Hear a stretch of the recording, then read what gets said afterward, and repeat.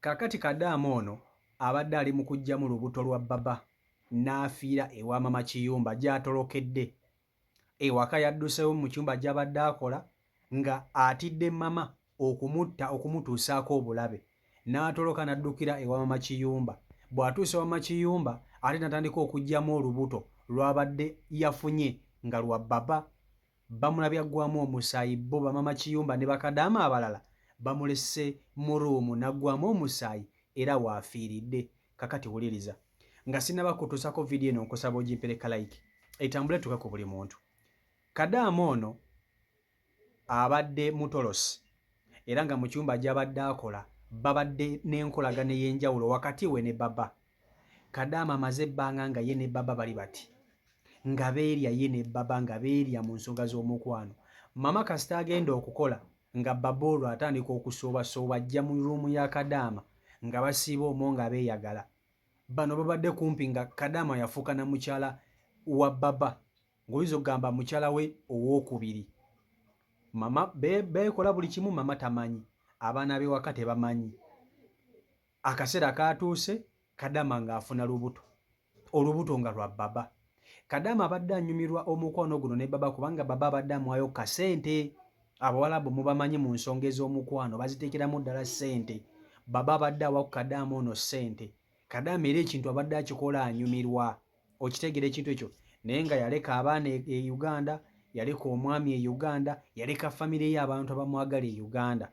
N'asalawo adde ku bba wa mukama we atandika okukola naye omukwano. Ate abawalabu si bangu.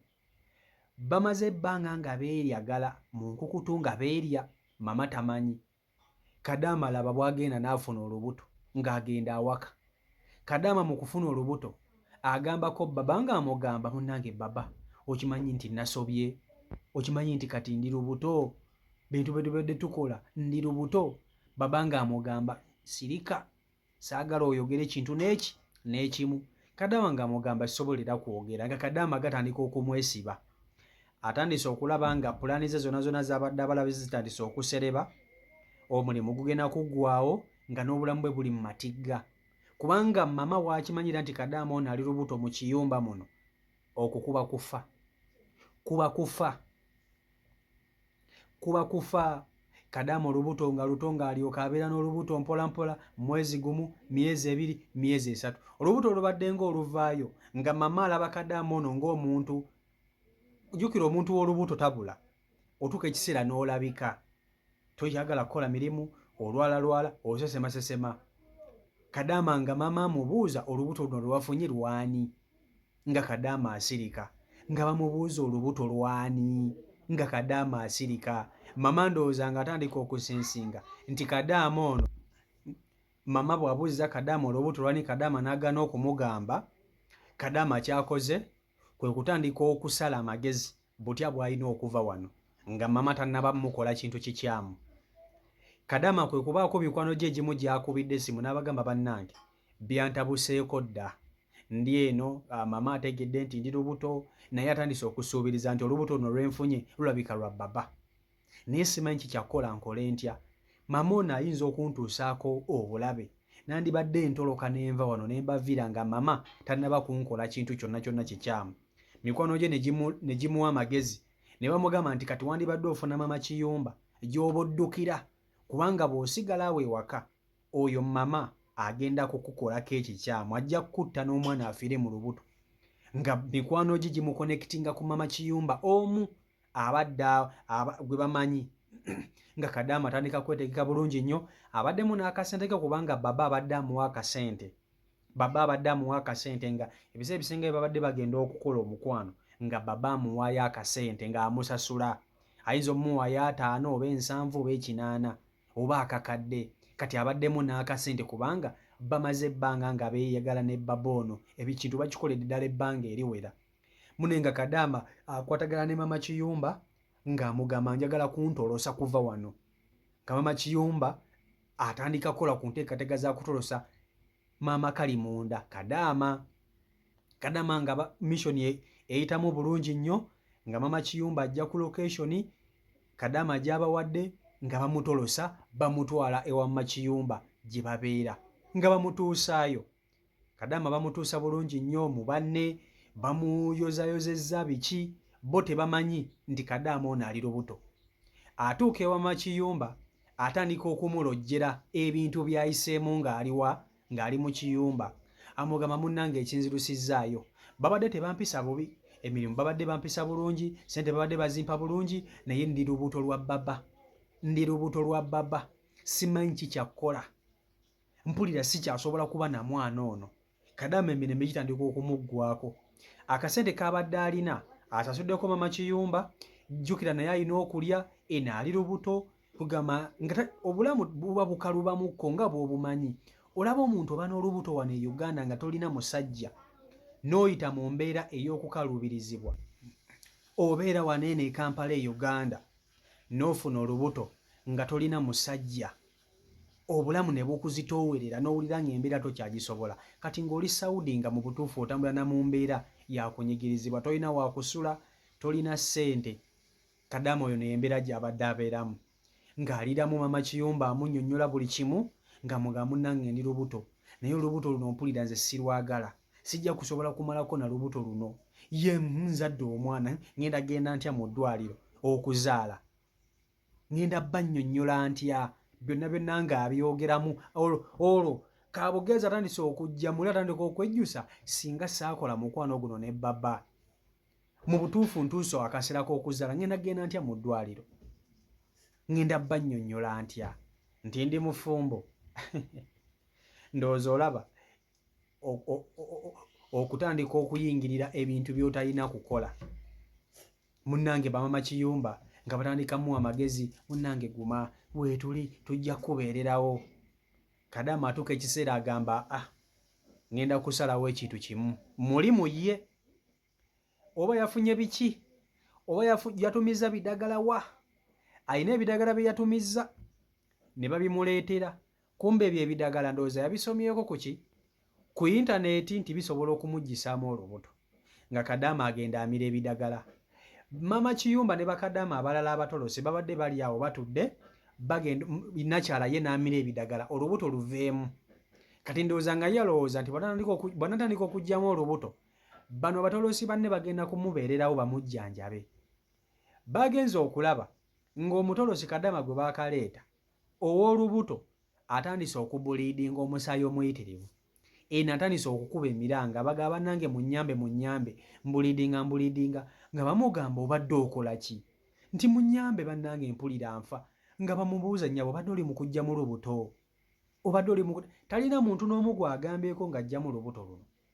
Yaguze ebintu bye n'abimira, n'atandika okuvaamu olubuto, omusaayi ne gutandika okuyiika nga muyitirivu.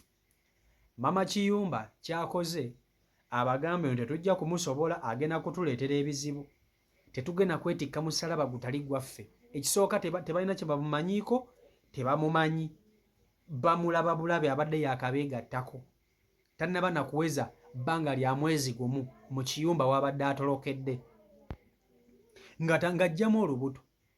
Bagenze okulaba omusaayi gumuggwamu, bamulesse mu nnyumba ng'alaajana, bonna ne basenguka ne bagenda, bonna. Mama Kiyumba ne bakadaama abatolosa abalala bamulesse mu nnyumba ng'ataawa, era amawulire gagenze okuvaayo nga bagamba Kadaama ono amaze n'afa. Kati famire ye tebagenda kulaba ku mulambo gwe, alina kyamumanyiiko, abaana be tebalimuziikako, maama we taliddamu kumulaba. Olwaki? Olw'ensobi ye gye yakola ey'okufuna olubuto mu baba. Abantu abamu bwe mugenda ku byo mmanyi ekintu ekiba kibatutte ku kyeyo. Bw'ogende ku kyeyo banaye mwesonyiwa ebintu by'okwegatta. Baana bangi bali mu myaka 4 5 tebeegatta naye nga weebali. Famire yagiwuliza, emirimu gitambula bulungi naye nga mulamu. Kiri oba okimiisinga naye waliwo akaseera wootuuka nga tewali kyakkola. Bannayuganda bazibu.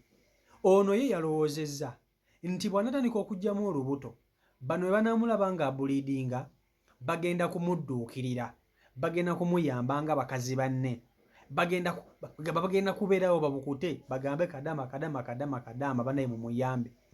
Bagambye totuleetera bizibu, tetugenda kubeera na teri kubanga kankubwe mama kiyumba naye abeera mu kiyumba nga talina bimwogerako tebaba na paasipooti zaabwe agenda kumakya naggulawo ekiyumba kye okuyambako ku bawala abatolosa okubakuŋŋaanya.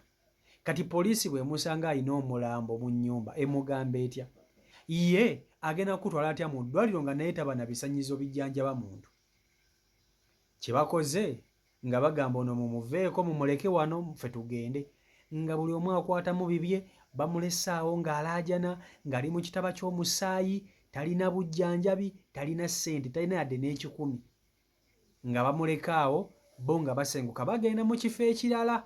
Kadaama nga bamuleka wano, era wano we bamulese mukazi wattu waafiiridde, omwana amuggyemu, afiiriddwa obulamu, abaana be tebaliddamu kumulabako, mama we taliddamu kumulabako, omulambo gwe tegulikomawo Uganda.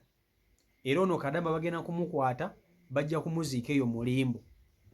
Kati njagala mumbuulire mu butuufu ono naye tumusaasire?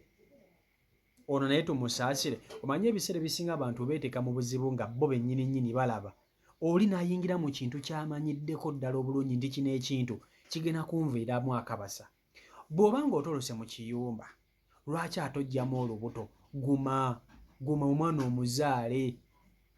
Okubonaabona ng'oli mulamu kisingako okufa. Okufa ng'ojjamu olubuto si ye solution, nze nkubuulira. Kati wuuyo mukazi wattu afudde, kati tumuwe magezi ki? Olwo naye tumusaasire? Byebyo biri ku sayidi eyo. Tamanyikiddwa, nze amawulire ngafunye naye nga Kadaama ono tamanyikiddwa. Era bw'obanga oyinayo osobola okuba nga wakiwuliddeko gwandaba, either nga oba badde mukono gwo nga bakuwadde amawulire gano, naye nga tamanyikiddwa Kadaama. Ne kampuni ekennyininyini yamuleeta tetusobola kugikoola kubanga terina ngeri gyeyinza kuyambamu muntu bw'ati. Mutolosi ate atolosa ajjamu lubuto. Byebyo biri ku sayidi eyo.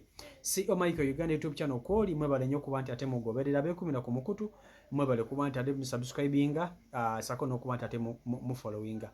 Genda maaso n'okuba nti otwegattako ng'okona mu kapisa ka subscribe omalako na mukade akaddawo kajje personalize okateke mu on tubetekawo video gw'osooka okugiraba. Mbagala nnyo, Omukama Katonda abankumire mbere bulungi, mweraba. Stay blessed, peace and love.